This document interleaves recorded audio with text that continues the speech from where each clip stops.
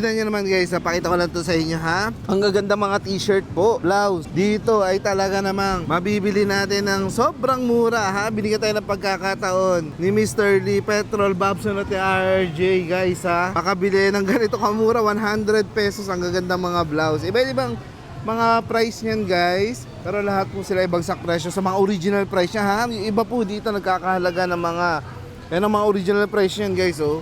Oh, 799 pero mabibili lang natin ng 100, 200, 300, ganun lang po kamura. Depende sa design, may mga pants tayo for as low as 250, 400, 500. Ang mga original price po nun guys, nasa 1,600 po yung iba. Oh. Ang laki na na-save nyo, lagpas kalahati kasi dito po, up to 90% po ang pwede nating ma-save sa price blowout warehouse sale. Kasama pa natin dito yung mga ibang brands. Tignan nyo naman, napakasasaya ng mga tiga-Angono. Dahil dito guys, may nagaganap po na price blowout warehouse sale kung saan yung mga sikat na damit, pantalon, jacket, at iba pang apparel ni Mr. Lee, RJ, Petrol at Babson guys ay dito po mabibili natin ng mas mura ha. Dito po sa Angono, Rizal guys, sa mismong City Hall ng Angono. Hanapin nyo lang yung gymnasium, napakalaki ng venue at punong-puno ng mga murang kasuotan guys ha. Hanggang May 14 po ito kaya tumugod na kayo rito. At sa mga bayan na malalapit dito gaya ng Taytay, Antipolo, Binangonan, ayan, hanapin nyo lang yung Angono Gymnasium.